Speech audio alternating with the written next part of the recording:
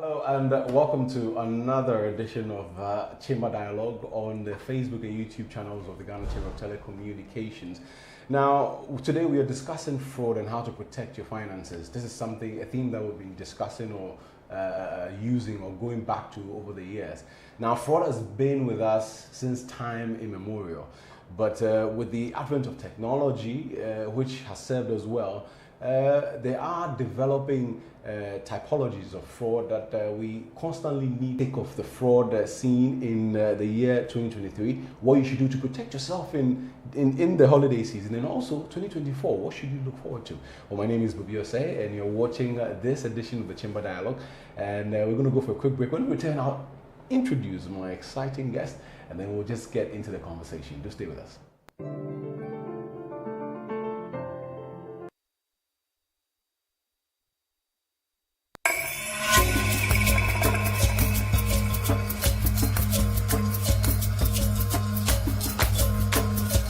Your friend Kwesi Isaac, we were London market. Me ye juma me sasa bidie ni ebro. Me ye ebro waka mu bidie waka mu. Na me use phone. Phone na me use no de ye juma pa. Ai na nkrofo hia me a o mo de frɛ me. Yetumi frɛ mo Tema station. Nungwa tashi labad achimota me koyi load. Ejuma me ye no obi a hia me a o frɛ me e wo phone so. Nti me phone ya ade bia me nkonja no ebu kura me niska kura me tumi tiwa na matare me phone e bele ma pick ya na Kwesi Isaac ejuma be pio achimoto na ma fla boys na me no me yejo no na yakoyi yekoyi kura na se wenye skin try ya kakura ye betumi aba obetumi da send mo mobile phone help me wa.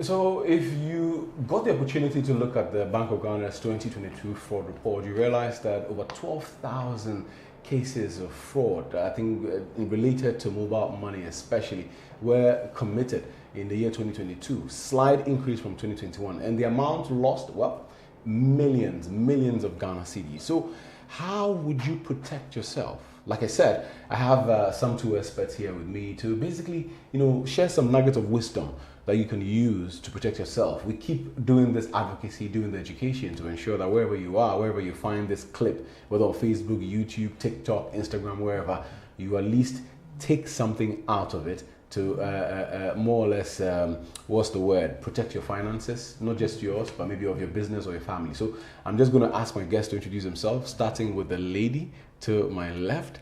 Who are you and where are you coming from, please? Okay, my name is Regina Edu. I'm a fraud analyst with Vodafone Ghana, and I'm excited to be here today. I love it. And then the gentleman next to I'm Masood Ture Abdurazak, and I'm with Airtel Tigo as the Margin Assurance Manager. Margin Assurance. He's no stranger to the dialogue, and she's also no stranger to our advocacy work here at the Chamber in trying to equip everybody. So let's dive straight into it. A few days to end the year. When you sit back and take stock of the year 2023, the fraud scene, what comes to mind? I mean, if you can share briefly, a minute or two. I don't know if Masood, do you want to start?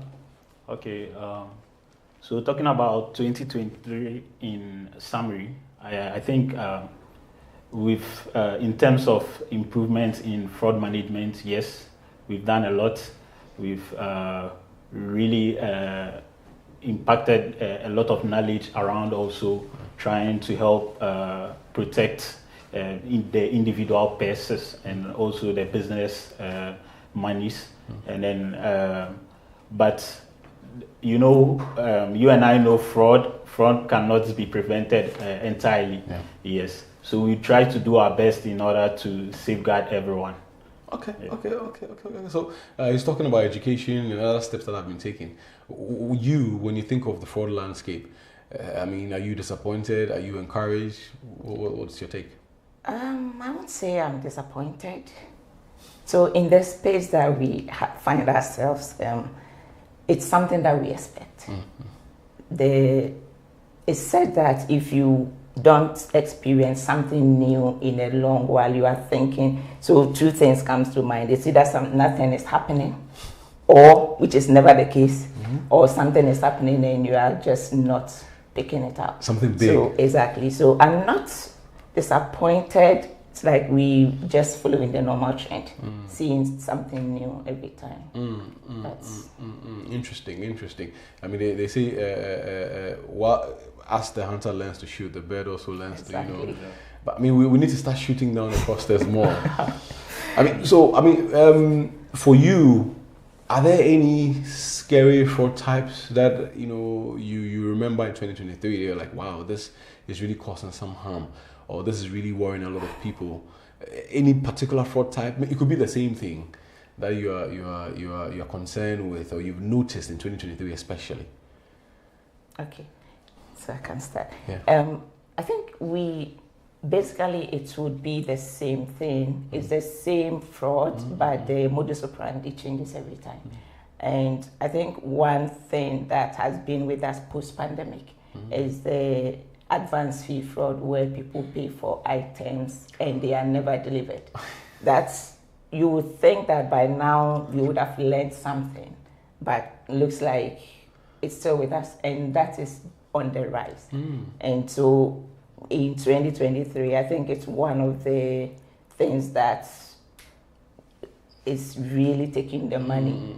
But then something getting to the latter part of 2023 crept in, where we see, let me put it this way, task-based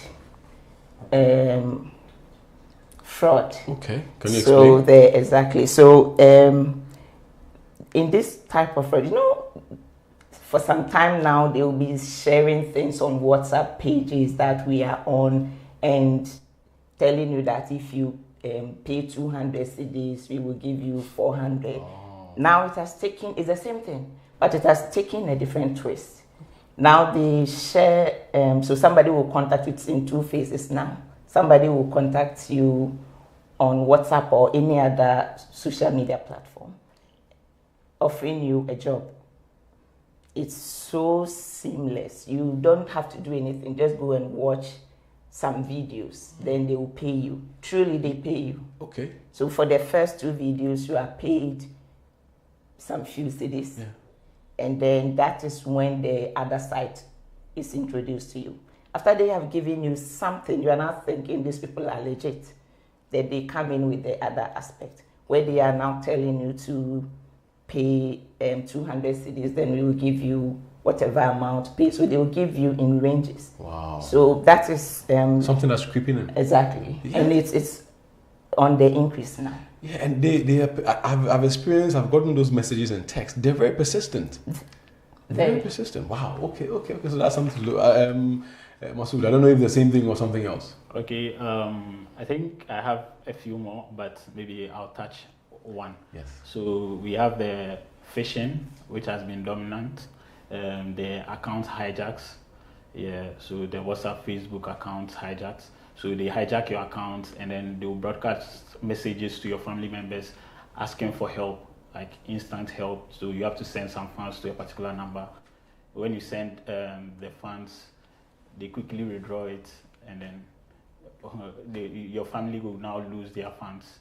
Yeah, in that regard. And then we have one latest one that's happening now, which is the charity scam. So people create, let me say, the merchants lines, which let's use the VRA impacted people, for example. So they'll tell you they are creating a charity platform where they'll mobilize money, funds, and then use it to support these people. So you send monies to such people, and then they end up vanishing away with them. So I mean, it comes back to this theme of, I don't know if it's social engineering, but it's really surprising. Now the question I want to ask is, I mean, AT, Vodafone, MTN, and the likes have been doing a lot of education. So is it that we're not doing enough? I mean, why is it that the people still keep falling, victim to these scams? I mean, you've been doing it for a while, so I'm sure you have some insights. Okay, so you can look at it from two angles. From the angle of the fraudster, who is making money without really doing anything, so they can invest these monies in their schemes. Now, on the side of the victim, we can say maybe illiteracy, but then you look at it again, then you have to conclude that greed is the brain behind all this. So in what we do, you get a complaint from a customer, for instance, and the customer is complaining that I sent 200 cedis to this person who was supposed to deliver 5 laptops to me. So somebody contacted you on social media, you don't know the person, you just got a Facebook message that I want to be your friend and I want to give you X amount of dollars. Just send 200 cedis to this person, and then I'll send. It doesn't even exactly. On a normal day, if you sit down and analyze the whole thing, you are not supposed to even engage somebody like this, but you are. So I think it's the illiteracy on some part, and then greed, pure greed on another level. Wow.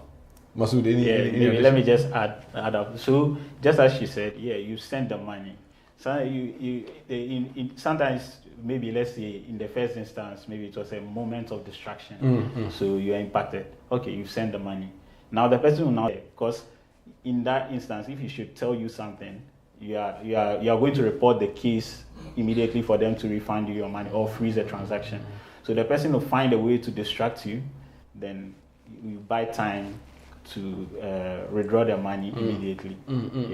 So there are a lot of things that are happening out there, but that's an instance. But sometimes too, let me see, the fraudsters, they do refine their ways. Yes, absolutely. They have various tactics that they use. Once they realize this forum as we are in here, I think they are also watching. They are picking these tips we are giving out. They are picking up those tips and then refining their ways. So it's a problem. We have to continuously do this. Wow. I mean, it's really strange. Now we're currently in the holiday season. Everyone is excited, trying to spend time with their family and friends. Are there? What should people, or what fraud types should people be looking forward to as we are currently within the Yuletide season and holiday season?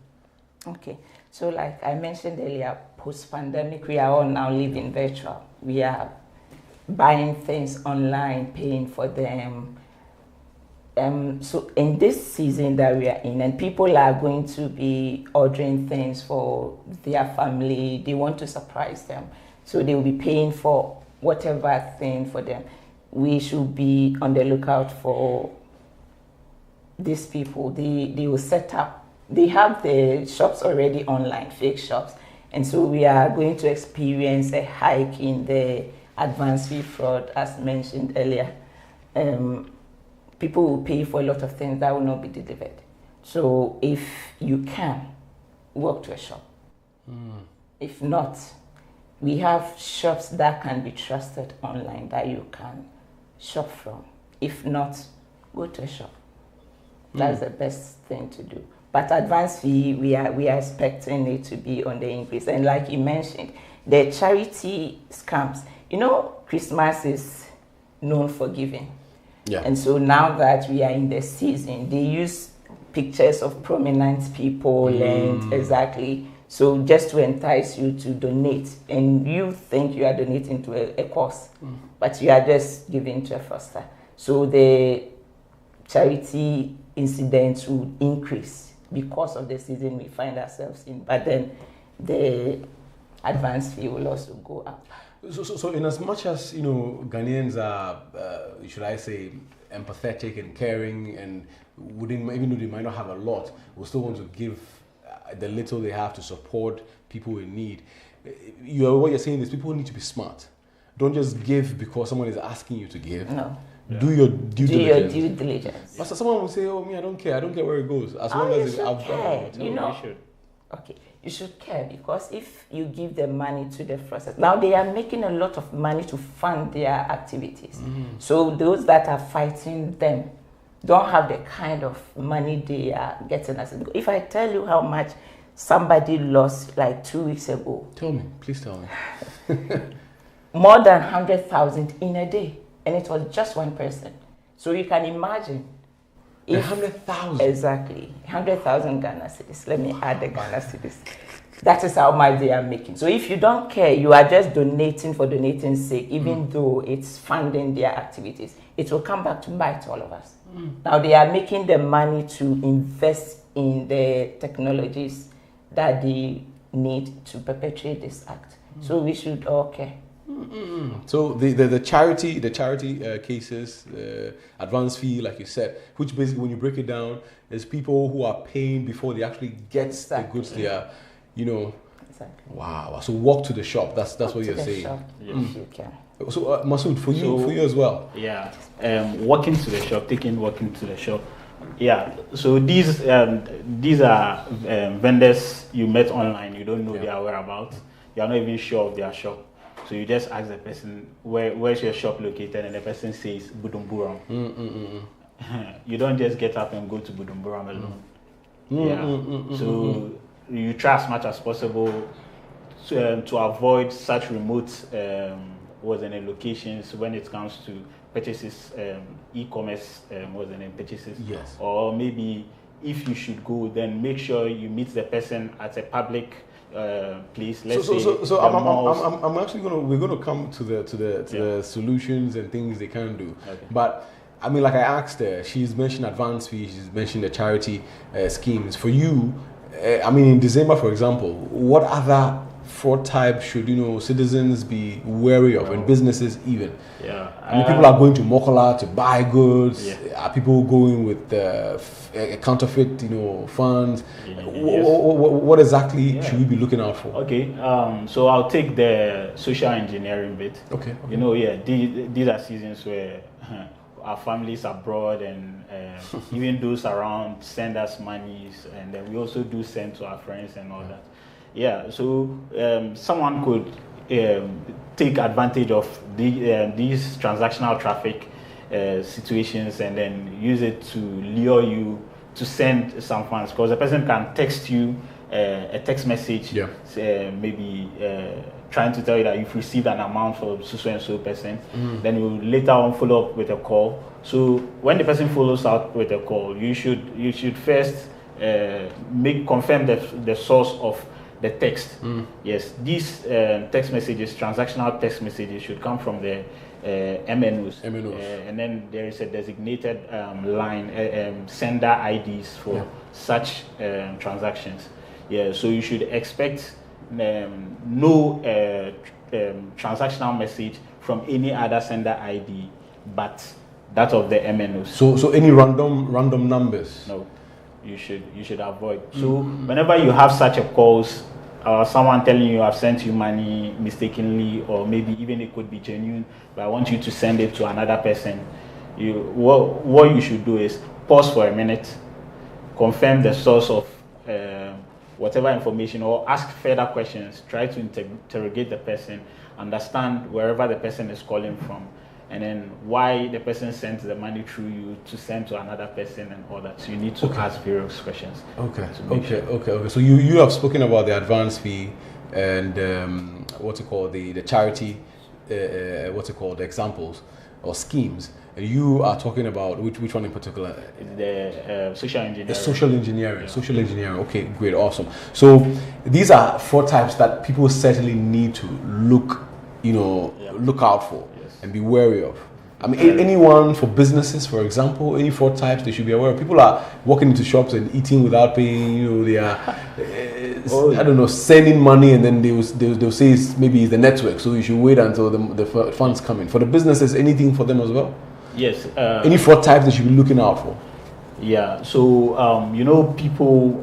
someone can walk to a restaurant, eat, then after the person will tell you I'm sending via Momo. Yes. The person will send the money, all right, but later will go home and then call the MNO and report that I mistakenly sent an amount to such number. So sometimes what we the MNOs do is with such reports, we call both parties to confirm, especially the person who the money was sent to confirm whether you received this amount, and then are you aware of it or not? Did you render a service? Yes, exactly. And all of that? So sometimes due to that call, maybe you get to know that this person is trying. They rendered a service to him, and then he's trying to find a way to recoup his money, fraudulently. So we freeze those transactions and then do further checks before reversing them. Wow. All right, so I mean, you're smiling. I don't know if you have anything to say, but I want to take a quick break unless you have something else to add to that. Oh, I like you mentioned, I think businesses should pay attention, especially to the source of these transaction messages. I've seen in instances where people went to shops to buy items. They paid, like you can see the message. They paid, and the seller received confirmation. You've received X amount, but there was no transaction. There was no money was sent to this seller. Exactly. Wow. So the fraudsters can now generate their own transaction SMS. Wow. It's if you look at it on the face value, it's very legit. It looks very nice. Okay. So they should just pay attention. Okay. So we basically I don't know. We're going to go for a quick break. When we return, we'll basically go into the steps that individuals can take to protect themselves, and then also what businesses can do to also protect themselves, and even what we are doing as industry to also more or less ensure that our customers are not continuously defrauded. Yeah. All right. So still watching the Chamber Dialogue here with us. We are basically just doing some advocacy around ways by which you can protect your funds, especially during this holiday season. This is the Ghana Chamber of Telecommunications, our Facebook and YouTube channels. We're going to go for a quick break. When we return, we'll talk more or delve deeper into what steps you should be taking. I mean, these things have been said, over and over again, but it's important that we reiterate the point. What steps should you take to ensure that your funds on your phone, your funds, in the bank, are not exposed to fraudsters or fraudulent people? So do stay with us. We'll be right back.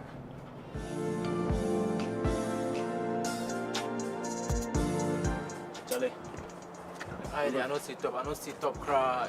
You know they sit up. You never go sit up. Every day you know they sit up. But you don't get the slides. Forget. Sefa crash. She keep chop. Call him over. Sefa. Charlie, call her for phone. Charlie. Wait for my turn. It's okay. Oh, where are you two? Why? I'm sorry. You're always late. What's up? Sorry. Charlie, move on. Let's go.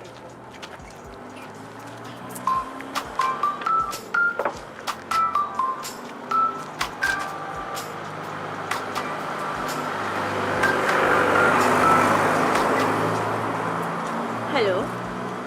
Yes. You've sent money into my account. I've not yet seen the message. Let me check and get back to you. So these people never get tired, eh? What is it? This man says he just sent money into my account, but I can't see any message. Hey. The people at work. they don't get tired. Fraud alert that, Charlie. He's calling back. Let me put on speaker. Is it the same number? Hello?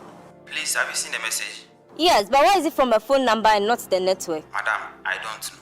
All I know is my money has come to you and I'm asking you to send it back. You have to call the network to transfer it back to you. Madam, do you want them to block your account? See, this hot afternoon, don't come and disturb anybody. You can't come and give me pressure. So you somebody chop your money small, then you do what? This time of the year, we chop money. Fraud. Oh. But you check your account and be sure. Now these people There is nothing here to even show. just be sure. So call me the camera. Is it the same number? I don't know. Different. Hello? Hello, I am calling from the head office. We received complaint from Black and White Ventures that you have received mobile money by mistake and you have refused to send it back. What is your name? My name is Georgina Mensah. I am calling from the head office. And what do you want? If you don't send it back, we will block your account. See, feel free, block the account. We are tired of you. We know you are fraud. Block it. Charlie, be smart. Don't become a victim of mobile money fraud. Stay safe.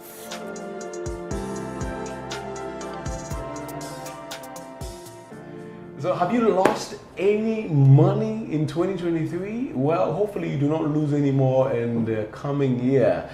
Because we are here trying to understand the fraud scene, understand what fraud types you should be looking out for during this holiday season. My guest here, Regina Edu and then Masood, have been basically walking us through the fraud types you should be careful of. First, the advance fee, where you actually pay before you see the good. You should not be doing that. You should not be sending money if you've not seen your good. And then also, what's it called? The charity scheme. Charity scheme where people using this season to say, okay, donate so that we can, help people in need. Be careful. Be very, very careful. And then Masood also spoke about, social engineering. People are using various means to, defraud people out there. So it's important that you listen, because the next conversation that we are going to have is about what key steps you can take. Simple steps that you can take to ensure that your funds are protected. Yes. So welcome back. This is the Chamber Dialogue on the Facebook and YouTube channels of the Ghana Chamber of Telecommunications. We're happy to have you. So back to it. We've spoken about what's happening, the fraud types to look out for. Masood, people are losing money. So walk me through what key things. I know we touched on some of them, but what can we do? What can people do to ensure that they protect themselves? So you can walk me through any fraud types and what matching measures they should take. Okay. Okay. Let me take the charity scheme, for instance. Yeah. So with situations when you find yourself, let me say, with a charity scam. Yeah. First, maybe what they usually do is they create WhatsApp groups or Telegram channels and all that, trying to get people on board before they broadcast their messages, and then they give an account for you to deposit the monies in. So not to catch you, but hold on to that thought. If we are all added to groups we have not joined randomly.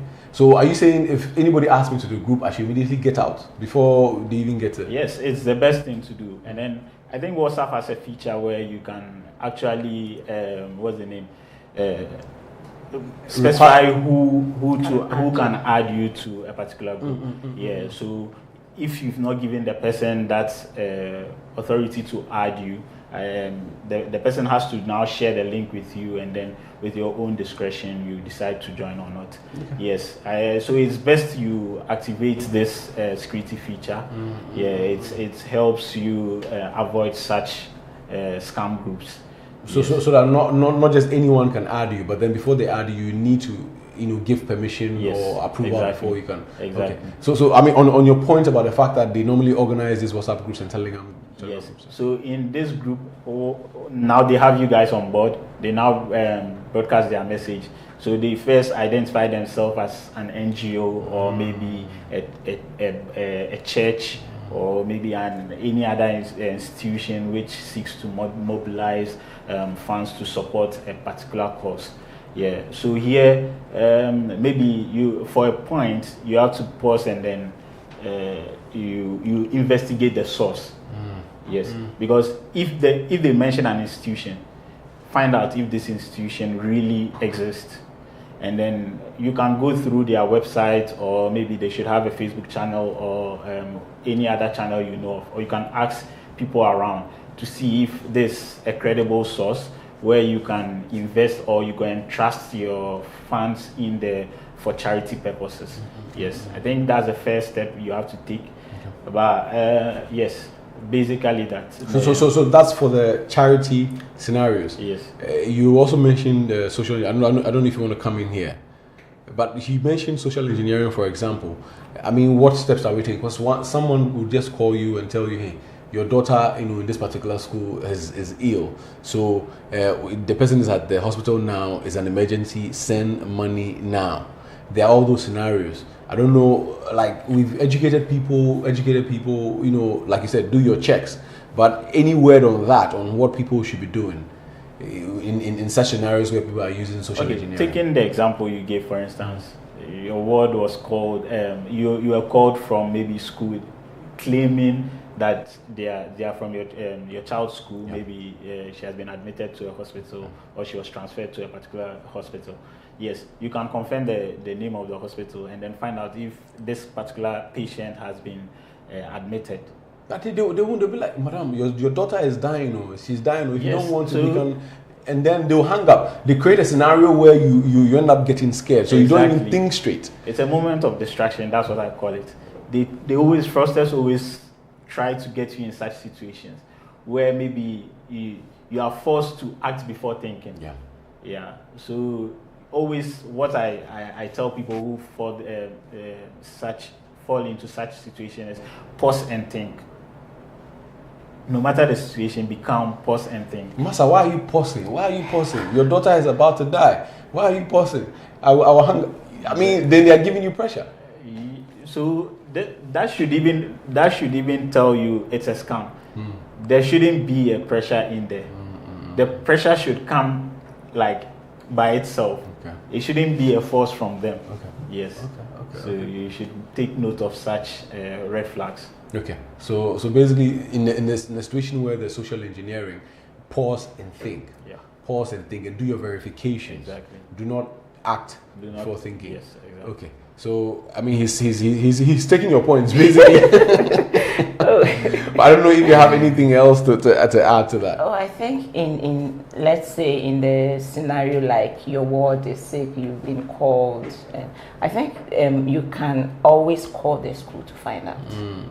That is something that I think I've experienced it before. It's not me, but my somebody in my house where I stay now was called. The lady was called that the daughter is sick, so they have taken her to the hospital. In her case, she was supposed to send a certain amount.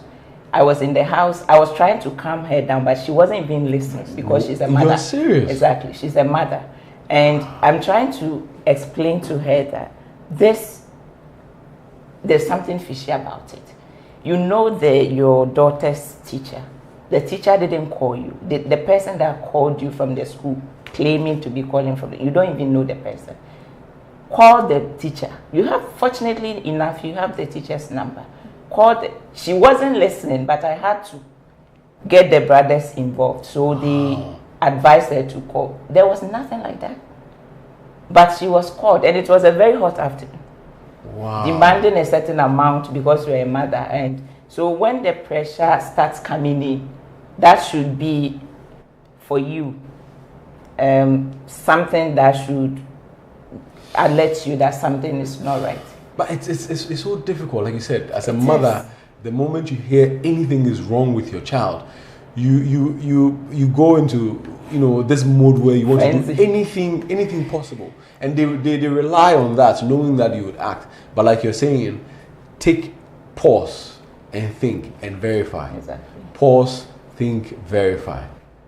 Pause, think, verify. Wow. So that's for social engineering, and then what's it called? The advance fee situation, for example. What are people supposed to be doing? Okay. So doing what I do, one thing I've come to realize is Ghanaians are very good doing post things when it comes to being defrauded. So the due diligence that they were supposed to do before paying for the item, they do it after. So when you get some of the reports, they would come in like, a lot of people have been defrauded. How did you find out? That means after you were defrauded, you went to check. Now when you want to buy online, there are some basic tips that you can find out for yourself. For instance, somebody who is selling online, like an online shop, the person's comment section is turned off. That is your first, a genuine person, the comment section will not be turned off.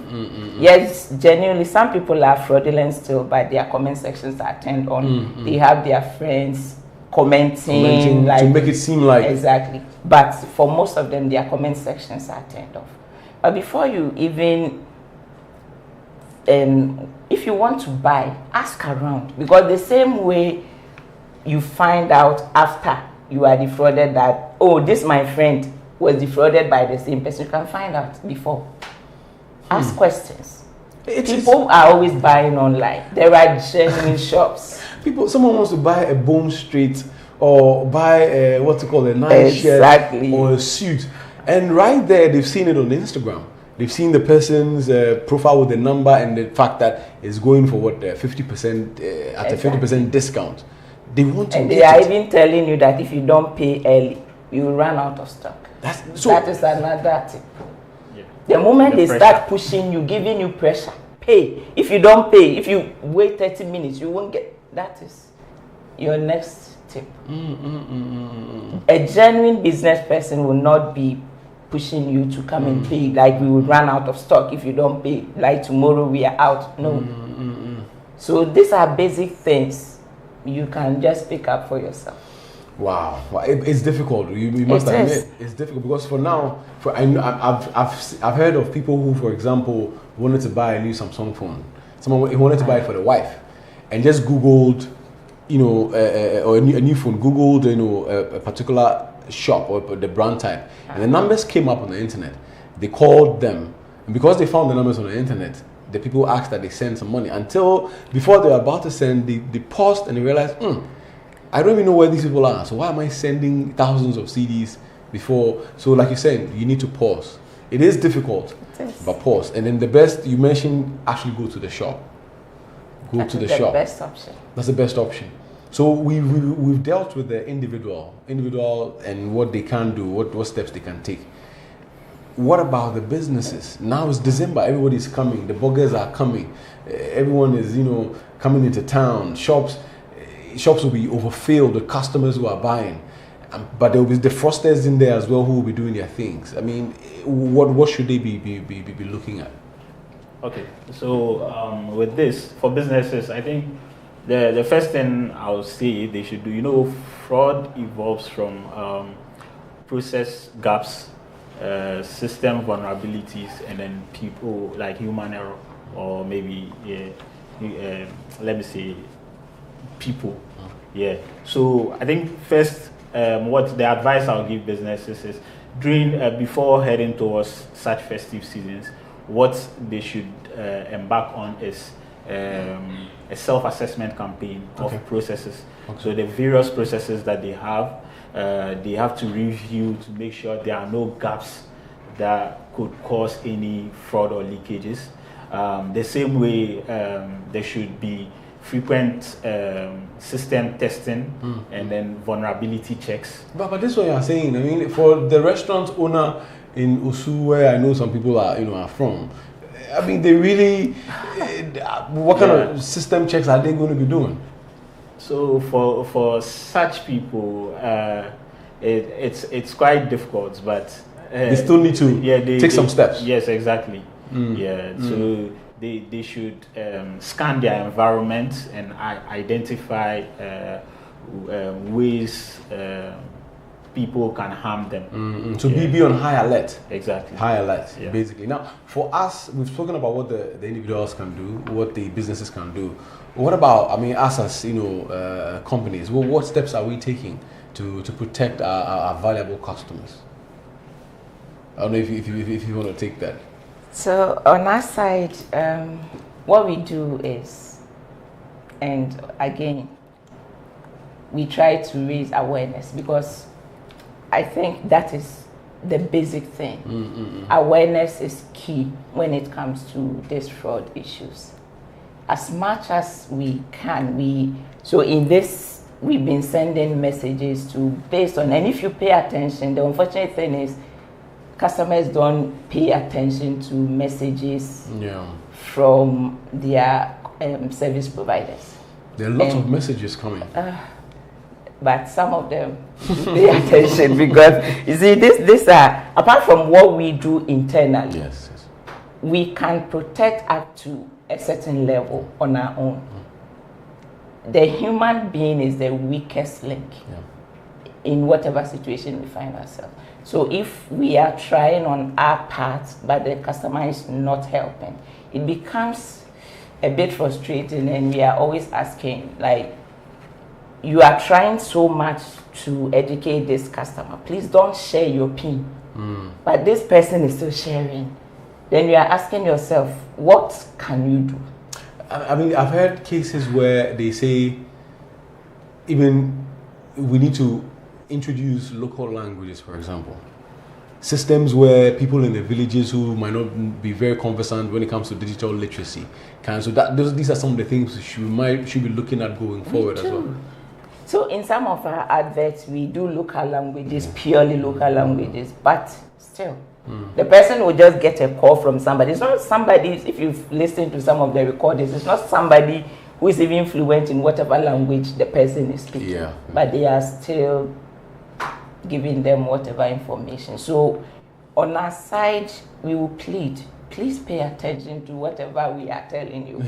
Because it's from everything we do on day-to-day basis. That's how come we know the trends that are in vogue and everything. So if we are telling you to not share your PIN, whatever OTP we send you is for you and for you alone.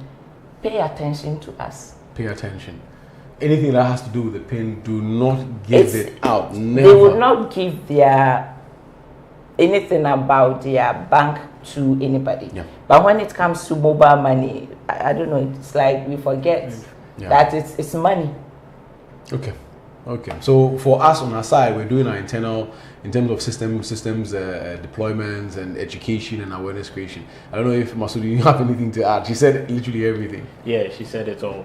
But I think I have had instances where they don't intentionally share their PIN, but maybe you're in a Trotsky, you're sitting beside someone, and you'll be doing a transaction whilst the person is looking at.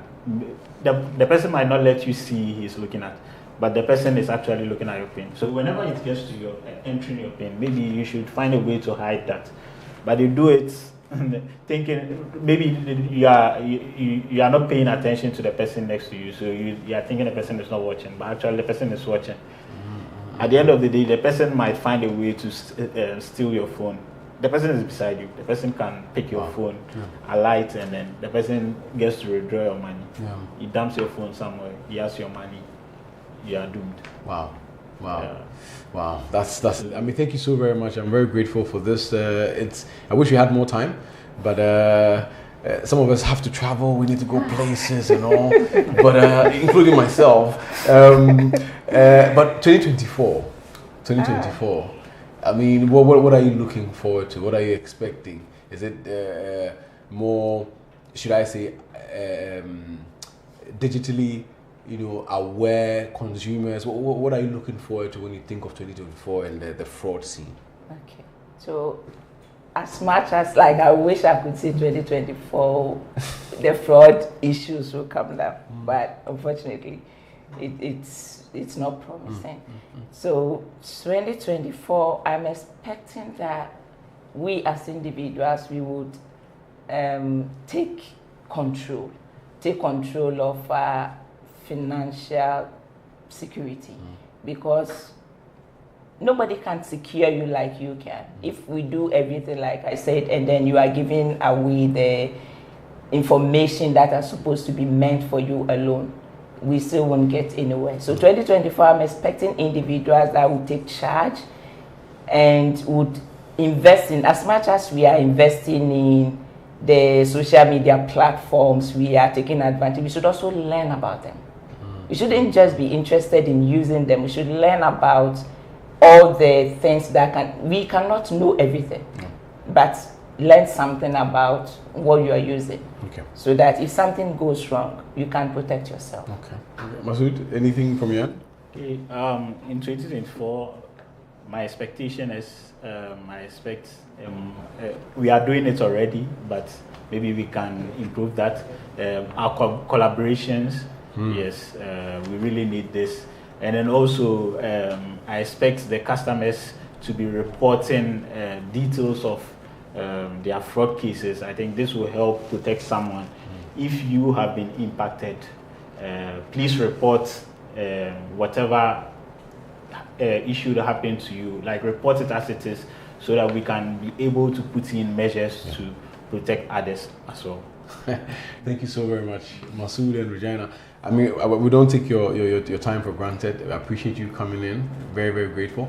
This has been a rather short conversation with two of the very best when it comes to the fraud scene in the country. Basically sharing nuggets of wisdom and insights into what to look out for, what fraud types you should be very, wary of within this season. The advance fee payment, do not pay for things you have not received. Do not do that. And, the charity schemes, it's Christmas, it's, New Year. People are using your soft spot to get you to depart or part away with your hard-earned money. Be very careful. Do your checks. And also social engineering. People are calling you and telling you that they've sent money to you, or someone is sick, so send money so that they can save them. Be very, very careful. As Masood and Jenna have stated, pause and think. Do not act in a rush so that you end up losing your valuable property, finances, as well as key information. Protect yourself. And as industry as well, we'll continuously do what we need to do to also protect you. Thank you so much for watching. This has been another Chamber Dialogue episode on the channels of the Ghana Chamber of Telecommunications. We will continue to do our advocacy, and hopefully we'll see improvement in the fraud landscape. My name is Bobby Osei. Thanks for watching, and we'll catch you. Thank you.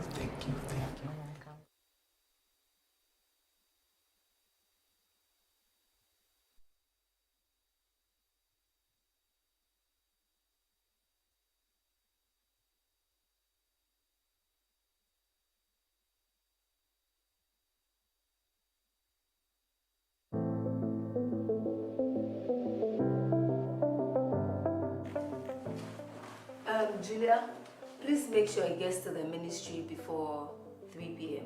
Yes, madam. Okay.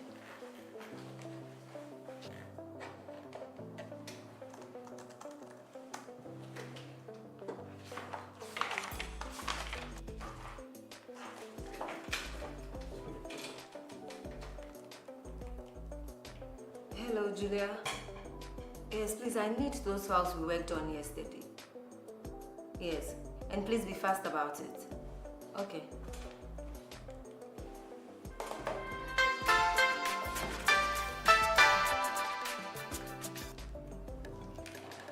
Yes, hello? Yes. Yes. What? My son, what? Which hospital? Yes, I'm on...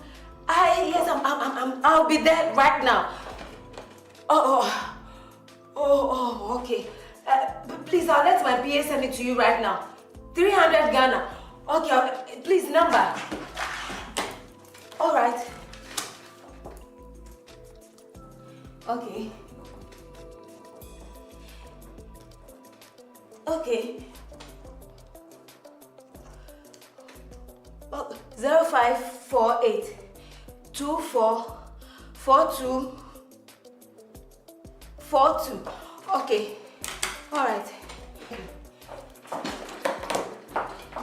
Julia, please, there's an emergency. I have to go to junior school right now. They say he just collapsed and I'm even confused. Please, take this money, eh? Go across the street, take this number and send the money. Please be fast about it, I beg. Madam, are you sure? Please! Julia, my son is sick. I have to get to the school. What are you telling me? Madam, please calm down. This just doesn't feel right. What doesn't feel right? I mean, can you call someone? Anyone else at the school and find out if he's okay? Please. It wouldn't hurt to try. Okay, you say so.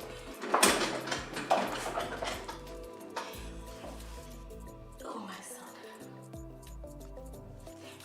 Please. Pick this up.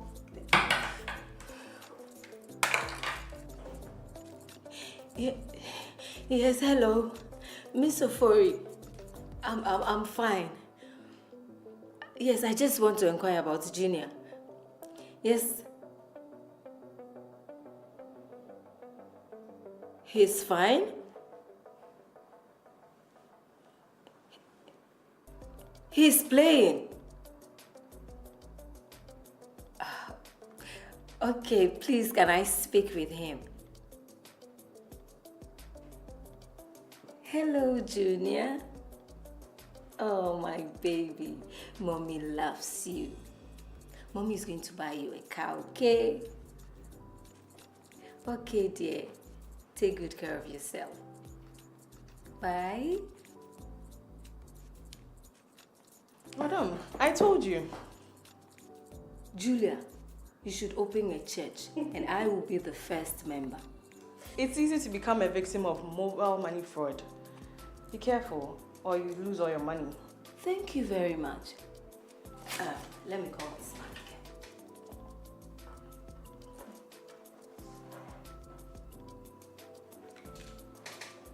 Yes, hello?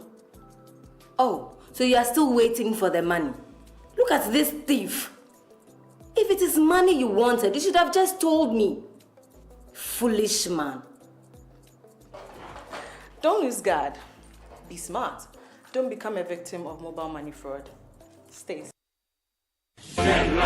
Fellow Ghanaians, to easily check the number of SIM cards registered to your Ghana card, please use the short code *402*1#. You can follow the following steps to find out how many SIM cards are registered to your Ghana card. Step 1. Dial the short code *402*1# on any network. Step 2. Enter your Ghana card PIN. Make sure you enter letters and figures without any spaces or hyphens for verification, just like this. Step 3. Make sure you enter your date of birth in numbers with the day followed by the month and the year you were born in without any spaces or hyphen for verification, just like this. Step 4. Once verified, you will receive an SMS with a list of mobile numbers linked to your Ghana card, including the corresponding networks. Now, if you identify any unknown mobile number or numbers linked to your Ghana card, please visit the service center or retail shop of your service provider for a delinking of the number or numbers. For more information, call 100 on all networks or NCA on 0800 110 622. Remember to register your SIM cards before the 31st of May 2023 to avoid being deactivated from your network. This message is brought to you by the Ghana Chamber of Telecommunications with information provided by the NCA.